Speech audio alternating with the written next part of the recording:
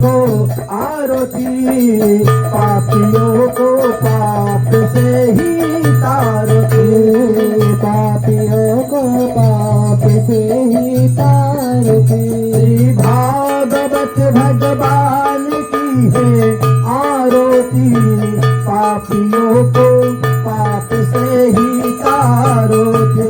भागवत भगवान की है आरती, पापियों को पाप से ही तारती। ये मधुर बोल शत पंथ खोल शत मार्ग दिखाने वाला, बिगड़ी को बनाने वाला। ये मधुर बोल सत पंथ को सत मार्ग दिखाने वाला, बिगड़ी बनाने वाला। ओ श्री राम ही घनश्याम हरि, श्री राम हुई घनश्याम हुई।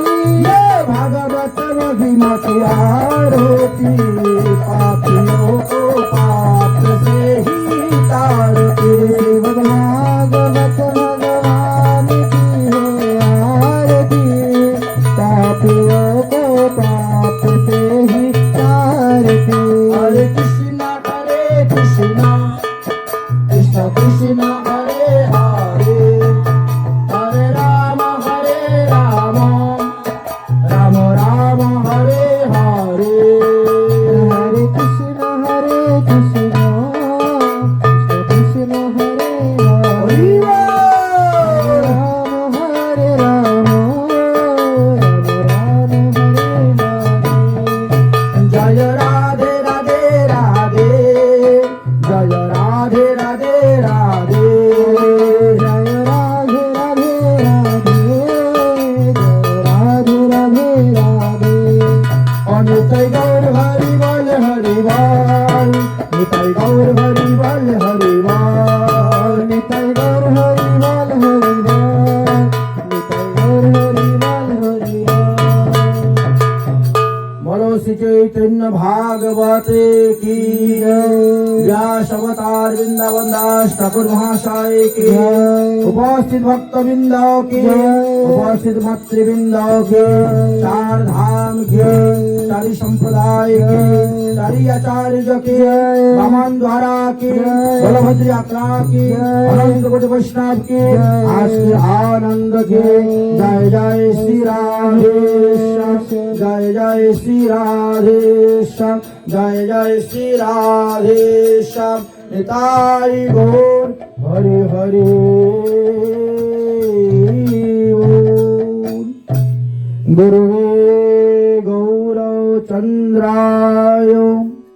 राधिका वै तदालये, कृष्णाय कृष्ण भक्ताय तद्भक्ताय नमो नमः।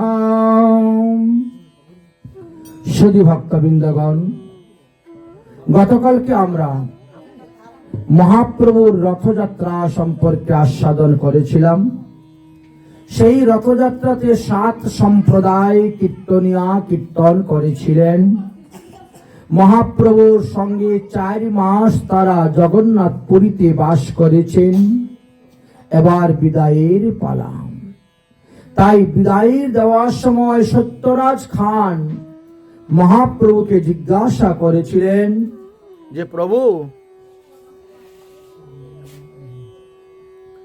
আমরা গৃহস্থ মানুষ, সংসার জীবী, আমরা কিভাবে সাধন করে ভজন করে ভগবান পদপদ্ম লাভ করতে পারবো, তার একটা বিধি বিধান উপায়ের কথা বলে দিন। তখন মহাপ্রভু কি বলেছিলেন? প্রভু কহিলেন, কৃষ্ণ সেবা বৈষ্ণব সেবা নিরন্তর কর গিয়ে নাম সংকীর্তন। সত্যরাজ খান মহাপ্রভুর এই আদেশ নিয়ে, মহাপ্রভুর কাছ থেকে বিদায় নিয়ে তিনি গৌর দেশে রওনা হয়ে গেলেন। ঠিক তেমনি ভাবে একের পর এক সবাই যাচ্ছেন মহাপ্রভুর কাছ থেকে বিদায় নেওয়ার জন্য। এবার শ্রীখণ্ডবাসী 3 জন গিয়ে উপস্থিত হয়েছেন মহাপ্রভুর চরণে। এক হলেন মুকুন্দ দাস, এক হলেন শ্রী রঘুনন্দন, আর এক হলেন নরহরি সরকার। এই তিনজন উপস্থিত হয়েছেন।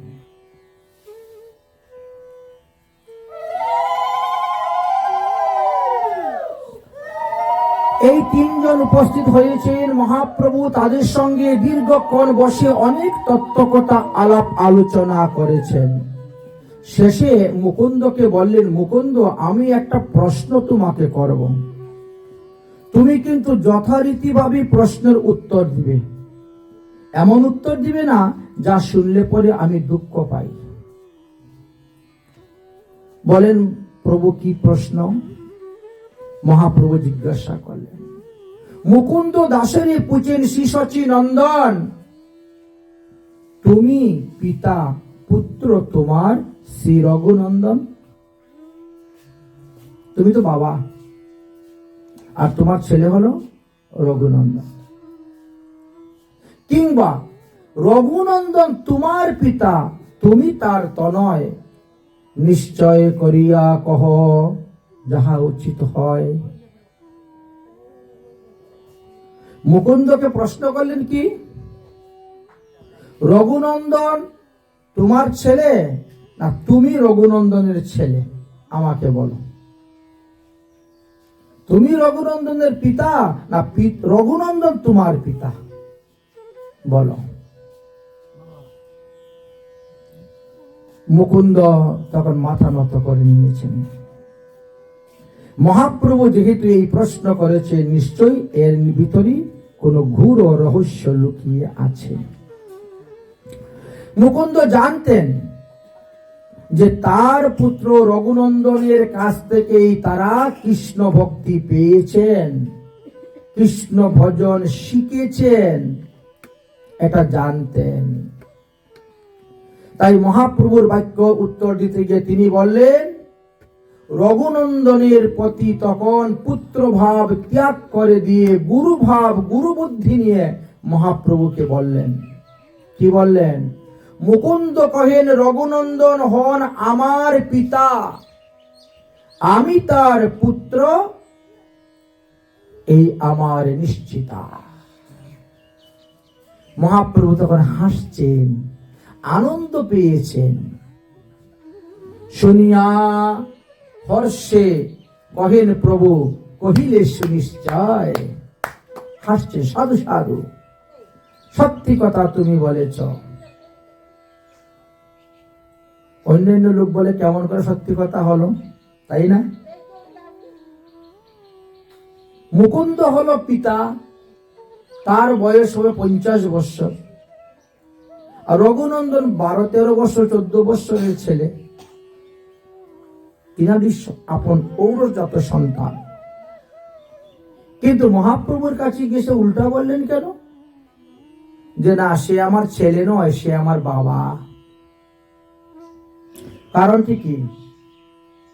কেন তিনি পুত্র বুদ্ধি ত্যাগ করে গুরু বুদ্ধিতে বলেছিলেন? এটাই সিদ্ধান্ত। যাহা হইতে কৃষ্ণ ভক্তি জানা যায়, তিনি গুরু হন।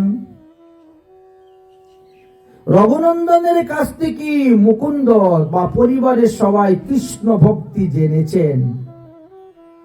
এই জন্য রঘুনন্দনেতে তাদের গুরু ভক্তি উৎপন্ন হয়েছে। মহাপ্রভু সন্তুষ্ট। মহাপ্রভু বললেন, আজ আমি তোমরা 3 জনকে 3টা দায়িত্ব দিব। মুকুন্দ, তুমি হবে ভক্তদের ভবরোগের চিকিৎসক। তুমি চিকিৎসা বিদ্যার দ্বারাই ধন উপার্জন করো, আর তার দ্বারা ঠাকুর সেবা, বৈষ্ণব সেবা করো। রঘুনন্দন, তুমি সর্বদা কৃষ্ণ সেবা করো। আর নরহরি সরকার, তুমি সর্বদা ভক্তগণের মধ্যে হরিনাম প্রেম প্রচার করো। আমি তো মাতৃ আদেশে নীলাচলে বসে আছি, এখান থেকে যেতে পারবো। অতএব আমার কাজগুলা তোমাদেরকেই সমাধান করতে হবে। অতঃপর মহাপ্রভু সার্বভৌম ভট্টাচার্য এবং তিনার ছোট ভাই বিদ্যা বাচস্পতিকে ডাকলেন, আপনারা আসুন। 2 জনকে 2টা দায়িত্ব দিলেন।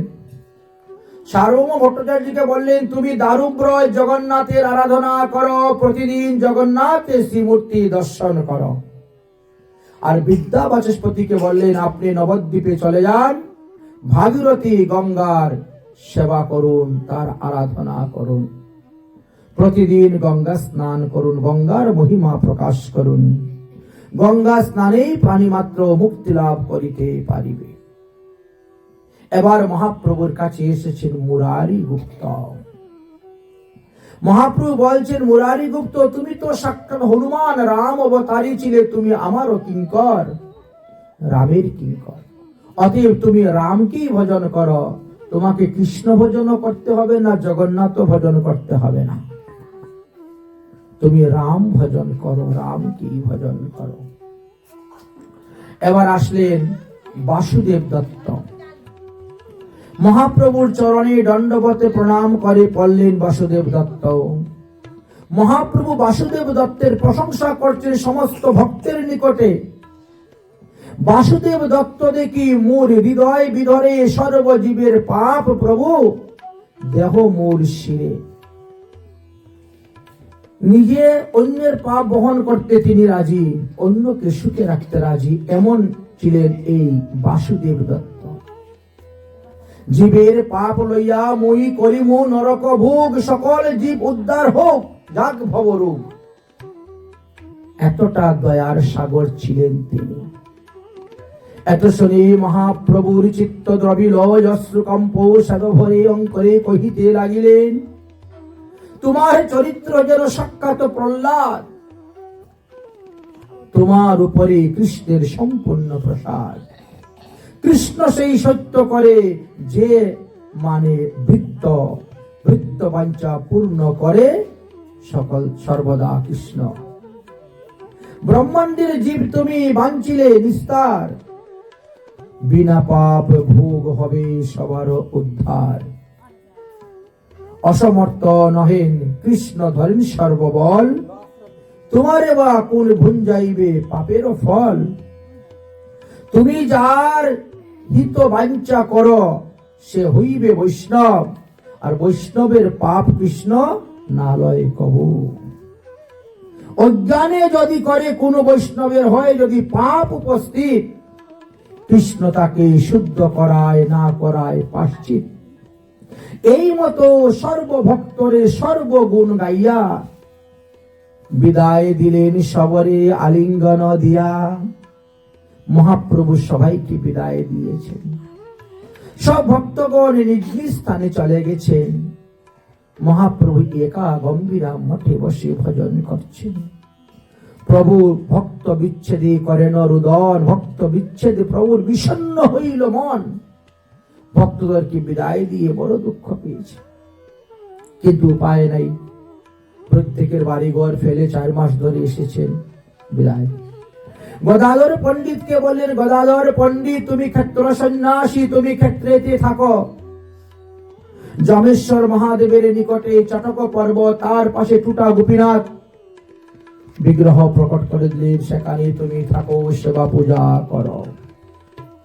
মাত্র 6 জন অন্তরঙ্গ ভক্তকে নিয়ে মহাপ্রভু জগন্নাথ পুরীতে বাস করতে শুরু করলেন, আর বাকি সবাইকে বিদায় দিয়ে দিলেন আপন আপন স্থানে যাওয়ার জন্য।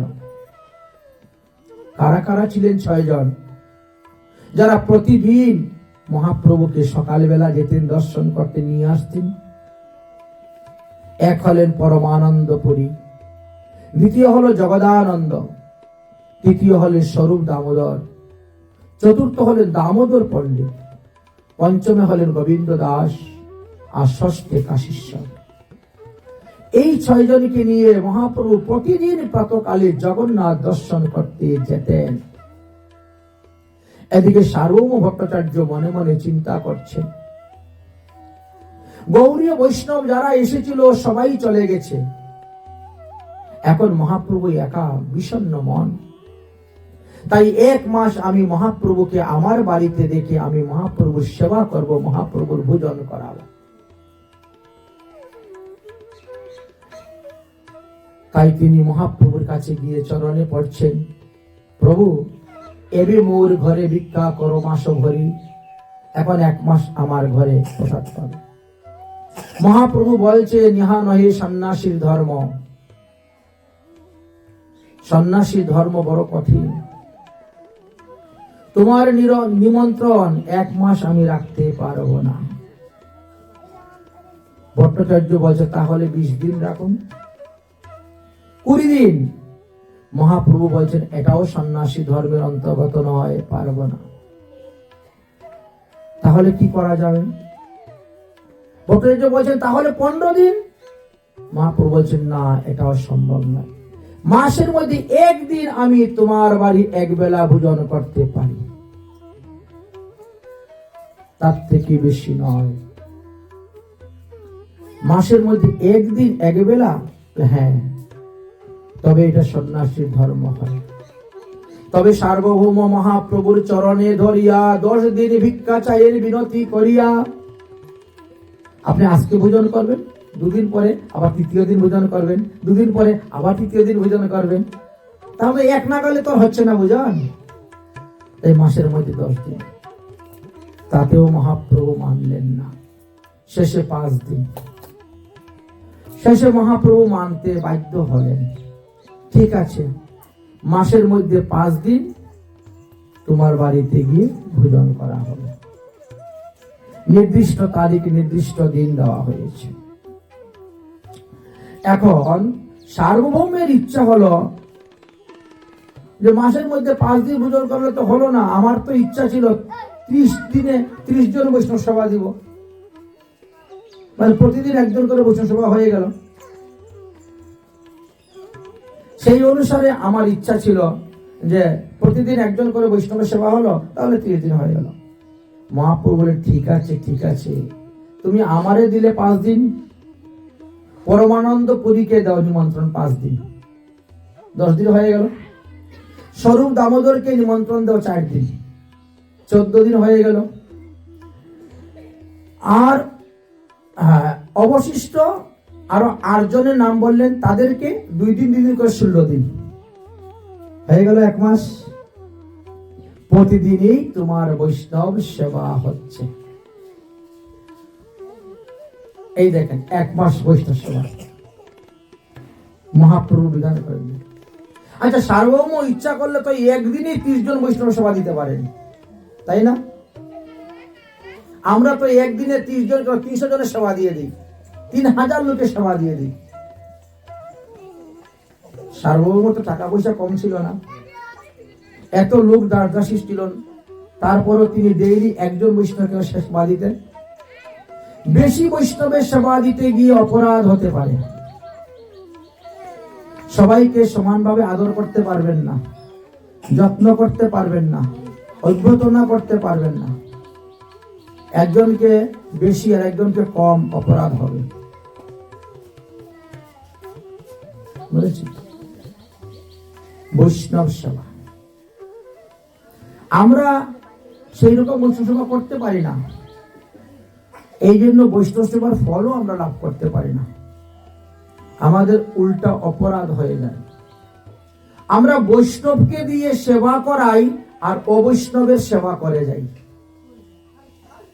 উল্টা করি আমরা। একজন শুদ্ধ সদাচারী বৈষ্ণবকে আনবো আর তাকে দিয়ে 200 লোক, 250 লোকের, 300 লোকের রান্না করাইব।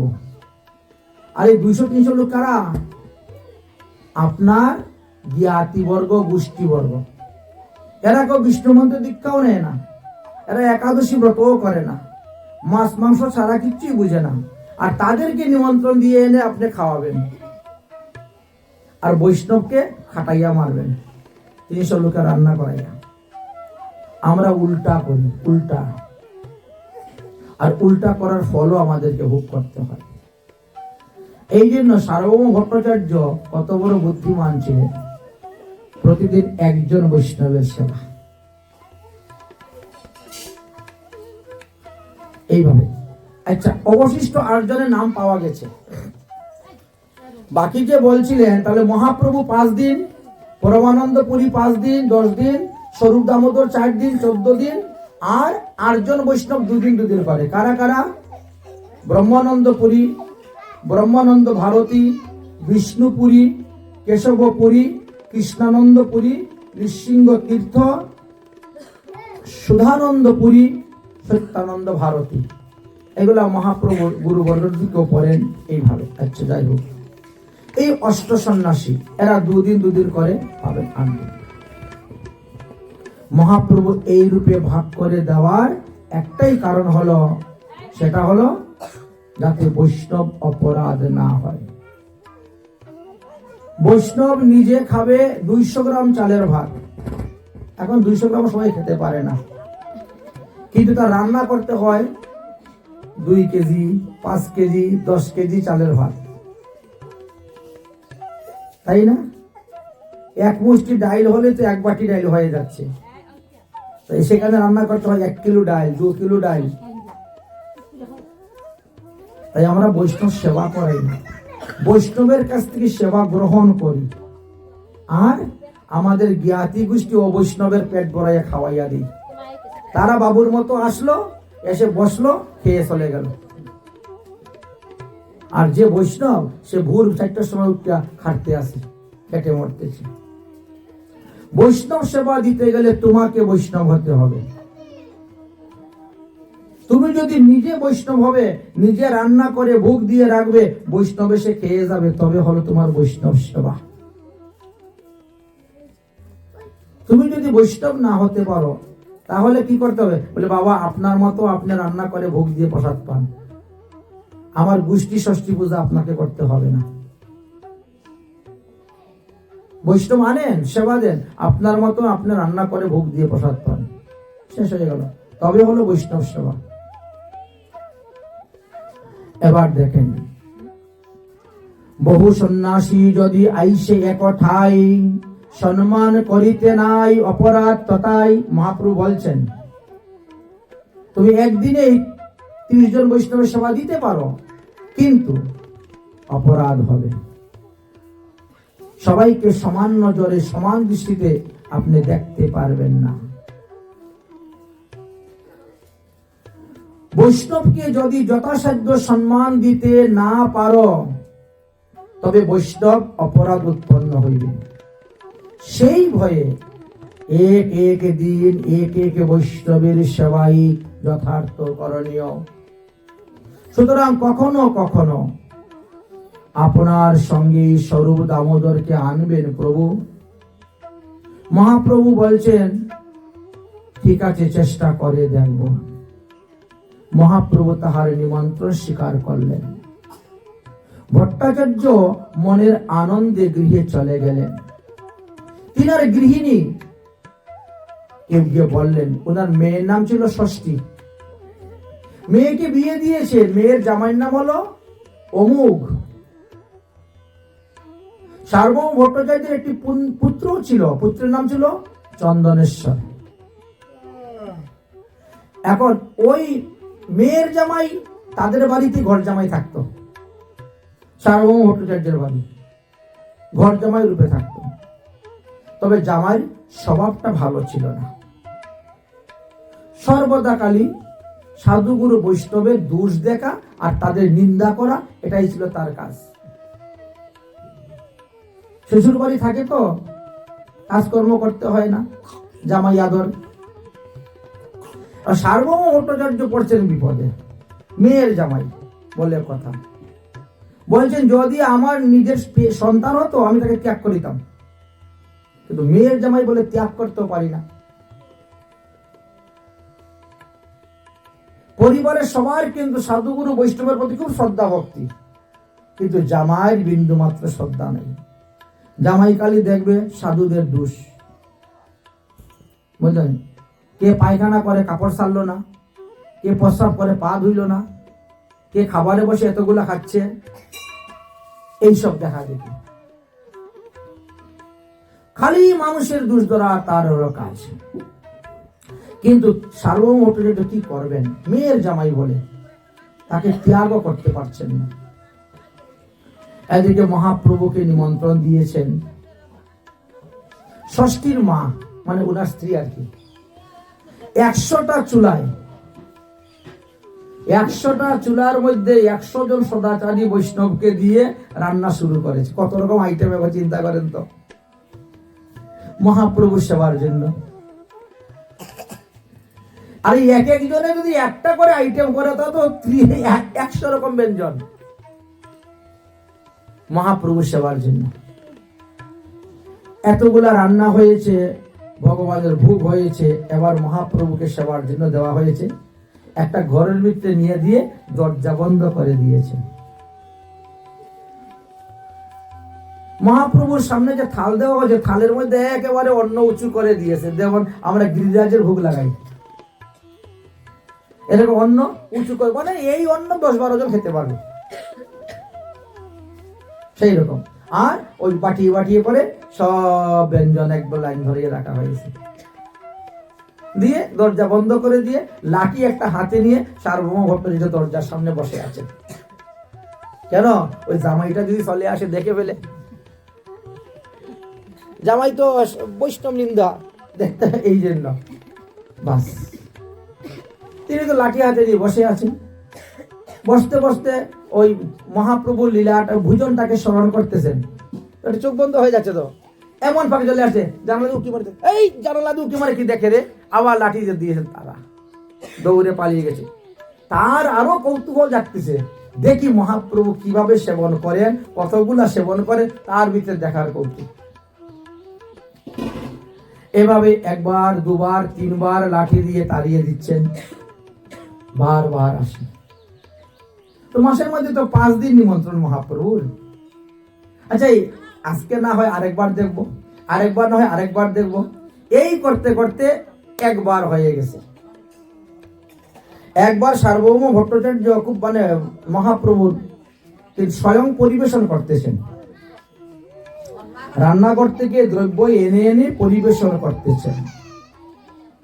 আর এমন সময় অমুক এসে ঢুকে গেছে, হ্যাঁ 10-12 জনের অন্ন খান এই সন্ন্যাসী। দেখি তো চোখ মোটা মোটা করে বলে দিয়েছে, 10-12 জনের অন্ন খায় এই সন্ন্যাসী। এত অন্ন যদি খায় এই সন্ন্যাসী কেমন করে তার ইন্দ্রিয় সংযম করবে? সার্বভৌম ভট্টাচার্য খুব রেগে গেছেন, সবজির বালতি ফেলে দিয়ে হাতা নিয়ে দৌড়ে গেছেন মারার জন্য। ও তো এখন ভয়ে দৌড়ে পালিয়েছে। সার্বভৌম ভট্টাচার্য খুব রেগে গেছে, অভিসম্পাদ দিচ্ছেন, আমার মেয়ে বিধবা হয়ে থাকুক, তাও এরকম জামাই আমার দরকার নেই, মর, তুই মরে যা। মেয়ে বিধবা হয়ে থাকুক সারা জীবন তাও ভালো, কিন্তু এইরকম জামাইর আমার দরকার নাই, তুই মরিস না কেন, অভিসম্পাদ দিচ্ছেন। স্ত্রীও মনে খুব ব্যথা পাচ্ছেন, তিনিও বলছেন এরকম জামাইয়ের দরকার নাই, আমার ষষ্ঠী বিধবা হয়ে থাকুক ঘরে, তাও সাধুগুরু বৈষ্ণবের নিন্দাকারী এমন জামাই দরকার নেই। সার্বভৌম ভট্টাচার্য তো খুব রেগে টেগে গরম হয়ে গেছে, খবরদার তুই আর আমার বাড়িতে আসবে না, আর আমার বাড়িতে আসবে না। জামাতাকে গালি দিলেন, অভিসম্পদ দিলেন, সব। তারপরে মহাপ্রভুর চরণে পরে ক্ষমা চাইতেছেন। মহাপ্রভু বলছে, না না, তোমার মেয়ের জামাই তো ঠিকই বলছে, আমাকে যা অন্ন দিয়েছে তো 10-12 জনের অন্ন, ঠিকই তো বলছে। সার্বভৌম ভট্টাচার্য তখন মহাপ্রভুর চরণে ধরে কি বলছে, নীলা চলে ভোজন করো 54 বার, নীলা চলে ভোজন করো 54 বার, একবার ভোজনের কালে শত শত ভার, একবার ভোজনের কালে শত শত ভার, আর গোবর্ধন পূজার কালে খেলে রাশি রাশি, গোবর্ধন পূজার কালে খেলে রাশি রাশি, তার তুলনায় এই অন্ন নহে এক গ্রাস, হরে হরে সেই তুলনায় এই অন্ন নহে এক গ্রাস। তুমি কৃপা করে গ্রহণ করো, কৃপা করে গ্রহণ করো। এইভাবে মহাপ্রভুকে বলছে, নিবেদন করছেন। এই পদগুলা কোনো বানানো পদ নয়। আপনারা চৈতন্য ভাগবত গ্রন্থ যদি খোলেন আপনারা দেখতে পাবেন। এমনকি চৈতন্য চরিতামৃত গ্রন্থেও দেওয়া আছে, 2 স্থানেতে আলোচনা করা আছে। মহাপ্রভু তখন তাদের কথা রক্ষা করার জন্য সবকিছু গ্রহণ করলেন। 10-12 জনের অন্নই মহাপ্রভু গ্রহণ করলেন। তারপর আচমন করলেন, পান তাম্বুল এলাচি লবঙ্গ প্রভৃতি মুখে দিয়ে মুখ সুবাসিত করলেন। সার্বভৌম ভট্টাচার্য মহাপ্রভুকে চন্দন মালা পরালো, আরতি করল। মহাপ্রভুর চরণে পরে ক্ষমা ভিক্ষা চাইল। মহাপ্রভু তার কাছ থেকে বিদায় নিয়ে তিনি চললেন গম্ভীরা মঠের দিকে। সার্বভৌম ভট্টাচার্য মহাপ্রভুর পিছে পিছে গম্ভীরা মঠ পর্যন্ত গেলেন। সেখানে গিয়ে আবার মহাপ্রভুর চরণে ক্ষমা চাইলেন। মহাপ্রভু বলছেন, তোমার জামাতা অমুকের কোনো দোষ নাই, সে কোনো অন্যায় কথা বলে নাই, সে তো ন্যায় কথাই বলেছে, সত্যি কথাই বলেছে, তো আমি এতে রাগ করবো কেন? তোমারও উচিত না হয় ওকে অভিসম্পাদ দেওয়া। আর আমি সন্ন্যাসী মানুষ, সত্যি কথাই তো বলেছে। যদি এত অন্ন গ্রহণ করি তাহলে সাধন ভোজনে তো মন লাগবে না। গীতা ভাগবত বলতে যুক্ত আহার যুক্ত বিহার, কিন্তু তোমাদের অনুরোধে আমাকে এরকম সেবা গ্রহণ করতে হয়। আমারও উচিত না হয় এত অন্ন ভোজন করা। আসলে অমুকের কোনো দোষ নাই, অমুকের অপরাধ ক্ষমা করে দিও। সার্বভৌম ভট্টাচার্য আর কিছু বললেন না। তিনি চুপে চুপে নিজের বাড়িতে চলে আসলেন। মনে বড় দুঃখ পাচ্ছেন, আজকে আর আমি কিচ্ছু খাবো না। আমার মেয়ের জামাই আমার প্রভুর নিন্দা করেছে, তো মহাবড়া প্রায়শ্চিত্ত আমার করতে হবে। তাই প্রায়শ্চিত্ত স্বরূপ তিনি অন্নশন ব্রত। যে নিন্দা করে তাহাকে বধ করো, এটাই শাস্ত্রে আছে, অথবা আপনি প্রাণ ত্যাগ কর। যে তোমার গুরুদেবের নিন্দা করবে, সমর্থ থাকলে তার জিহ্বা তুমি কেটে ফেলে দাও। সমর্থ নাই, সেখান থেকে কান দুটা ডিপা সেখান থেকে চলে যাও। তাই বলছেন, হয় যে নিন্দা করেছে তাকে মারতে হবে, না হলে নিজেকে মারতে হবে। কিন্তু 2 কার্যই তো পাপ। কাউকে মারাটাও পাপ, আর নিজে আত্মহত্যা করে মরাটাও পাপ। আচ্ছা, এখন সার্বভৌম ভট্টাচার্য কি করবেন? তিনি তো বিরাট বড় একজন পণ্ডিত জ্ঞানী। তবে উহার সংকল্প নিলেন, তবে উহার মুখ আর দেখব না, আমি জামাইকে ত্যাগ করে দিলাম, সে যেন আর এই বাড়িতে না আসে, ত্যাগ করে দিলাম। ষষ্ঠীকে বলো, মানে মেয়েকে বলতেছেন নাকি, ওনার স্ত্রীকে বলছেন, আমার মেয়েকে বলে দাও, ষষ্ঠীকে বলো তার স্বামী মহাপাপী। শাস্ত্রে আছে, স্মৃতি শাস্ত্রে, পতিঞ্চ পতিতং তেজ্য। যে স্বামী ধর্ম আচরণ করে না, যে স্বামী স্ত্রীকে ধর্ম আচরণ করতে দেয় না, সেই স্বামী পতি নয়, এ পতিত। তাকে ত্যাগ করলে কোনো পাপ হয় না। সার্বভৌম ভট্টাচার্য সিদ্ধান্ত দেখালেন স্মৃতি শাস্ত্র বচন থেকে। এমনকি শ্রীমদ্ ভাগবত মহাপুরাণের 7ম স্কন্ধের 11 অধ্যায়ের 28 নম্বর শ্লোক। নাটটা ভালো করে লাগাতে, 8টা শব্দ হচ্ছে। তাই বলছেন, আমার মেয়েকে বলে দাও ও যেন ওর স্বামীর মুখ আর দর্শন না করে, স্বামীর সঙ্গে কথা না বলে, আর যদি চায় তাহলে আমার ঘর থেকে একবার বেরিয়ে যাক, মেয়েকে ত্যাগ করে দিব। সে মা বাবাকে চায় না স্বামীকে চায়, জিজ্ঞেস করে না। এতটা তিনি রেগে গেছেন, এত ক্রোধ হয়েছে। পতিত স্বামীকে ত্যাগ করলে কোনো পাপ হয় না। ষষ্ঠী এখন পড়ছেন বড় বিপদে, কি করবেন? তিনি আর হা না কোনো কিছু বলে খালি কেঁদেই যাচ্ছেন, কেঁদেই যাচ্ছেন, কেঁদেই যাচ্ছেন। এদিকে অমুক মানে মেয়ের জামাই সার্বভৌম ভট্টাচার্য, মেয়ের জামাই শ্বশুরের ভয়ে আর শ্বশুরের বাড়িতে এসে ঢুকলো না। সার্বভৌম ভট্টাচার্য তার স্ত্রীকে বলছেন, খবরদার সেই জন্য আমার বাড়িতে এসে না ঢুকে, তাকে কোনো ধরনের প্রশ্রয় দেব না। আজকে তুমি আমি উপবাস থাকব, এটা হলো আমাদের পাশ্চিত্য। এদিকে অমুক কি করবে? রাত্রিবেলা যেখানে সেখানে বাস করতে শুরু করেছে। রাত্রিবেলায় তার উলোহাটা রূপ দেখা দিল, অর্থাৎ বমি আর পাতলা পায়খানা শুরু হয়েছে। উলাউটা রোগ দেখা দিয়েছে, প্রত্যুষে সে মারাই গেল পায়খানা করতে করতে। অমুক মারা গেল। সংবাদ এসে পৌঁছিল সার্বভৌম ভট্টাচার্যের কাছে যে আপনার মেয়ের জামাই তো মারা গিয়েছে, এই অবস্থা হয়। খুব ভালো হয়েছে, খুব ভালো হয়েছে, ভগবান খুব ভালো করেছে, একটুকু দুঃখ নেই, আনন্দ, খুব ভালো হয়েছে। বিধি আমাকে বিপদ থেকে উদ্ধার করেছেন, বিধি আমাকে নরক থেকে উদ্ধার করেছেন। ভগবানের নিকটে অপরাধ করলে তার ফল সদ্য ফলে যায়, এক রাত্রের মধ্যেই ফলে যায়।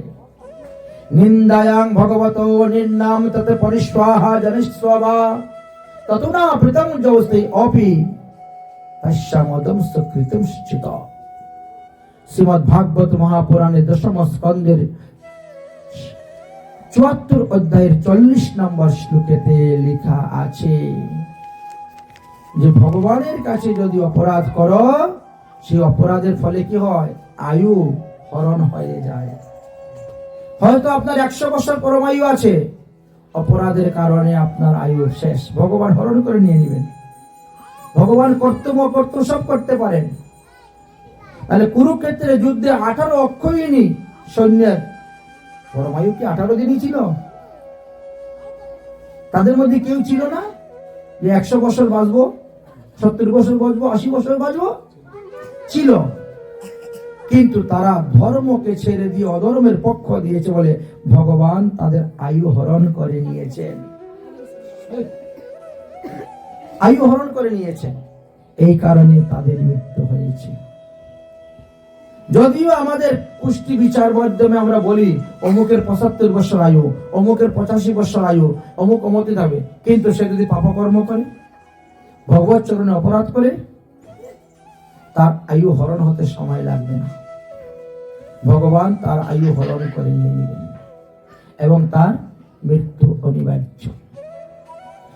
আয়ু শ্রিয় যশো ধর্মং লোকানাম শেষ এব চ হন্তি শ্রেয়াসি সর্বাণি পুনশ্চ মহতি ক্রমে।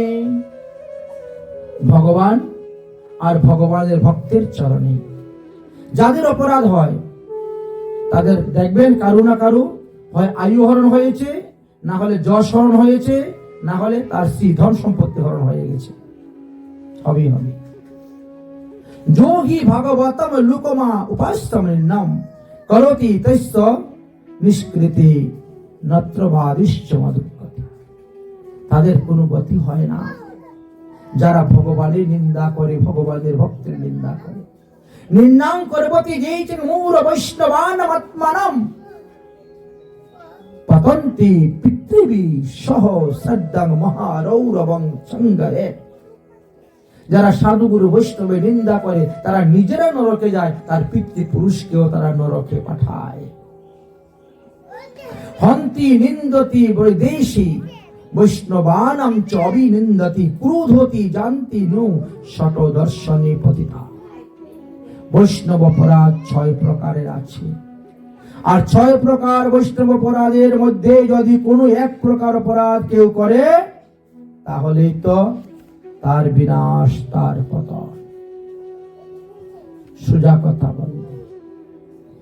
এদিকে গোপীনাথ, সে দৌড়তে দৌড়তে দৌড়তে দৌড়তে মহাপ্রভুর কাছে গিয়েছে।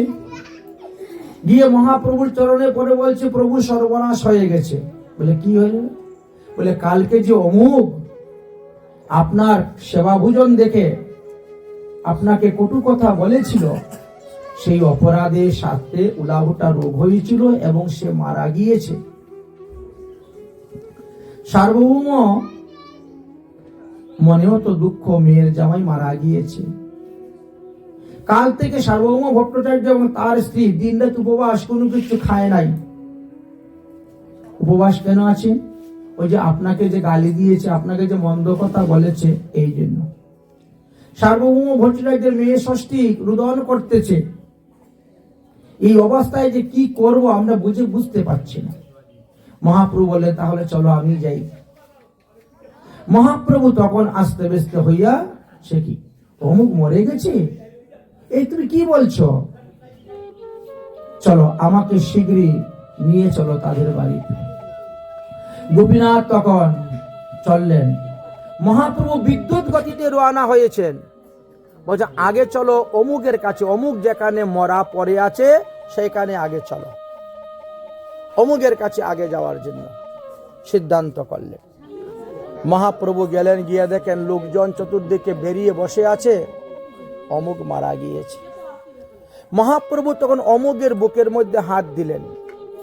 বুকের মধ্যে হাত যখন দিলেন, তখন তার দেহের মধ্যে সেই প্রাণটা ফিরে আসলো। সহজে নির্ময় সেই ব্রাহ্মণ হৃদয়, কৃষ্ণে বসতে সেই যোগ্য স্থান নয়।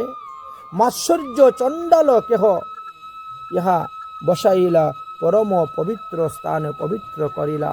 সার্বভৌম সঙ্গে তোমার কলুষ হইল ক্ষয়, কলমশিত গুছিল জীবীর কৃষ্ণ নাম।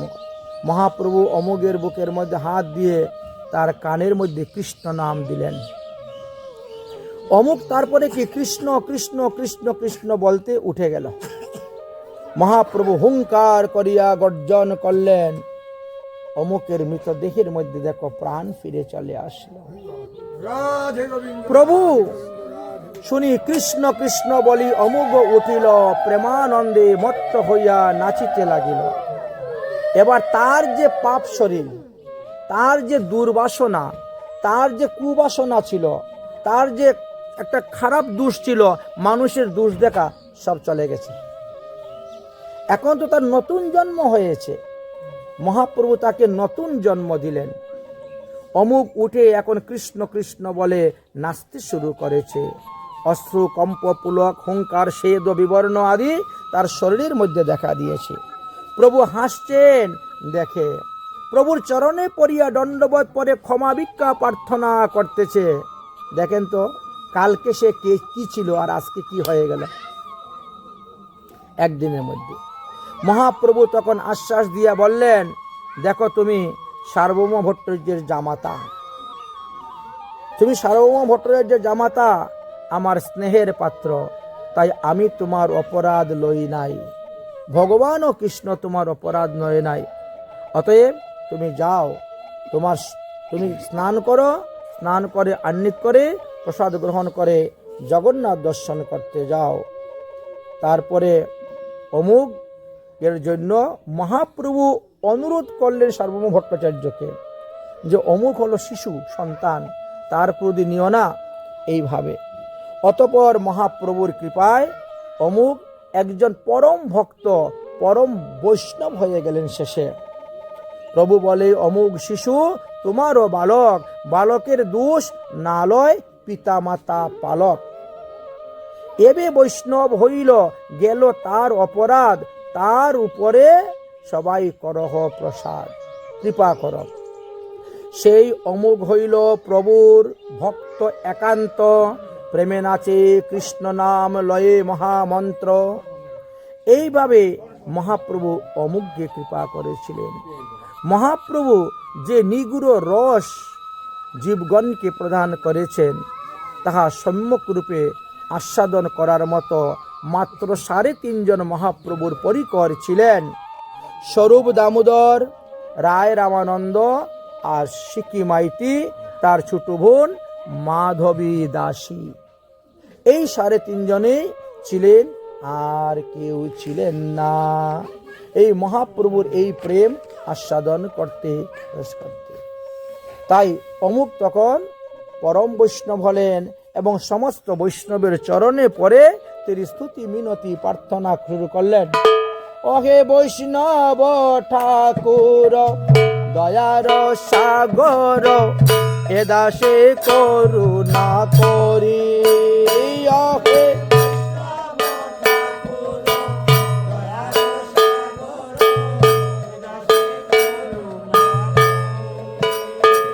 আরে দিয়া পদ ছায়া শুধু হে আমারে দিয়া, তোমার চরণ ধরে, তোমার চরণ, আর তোমার চরণ ধরি, তোমার চরণ ছয় বেগদমি ছয় দুষ সুদি,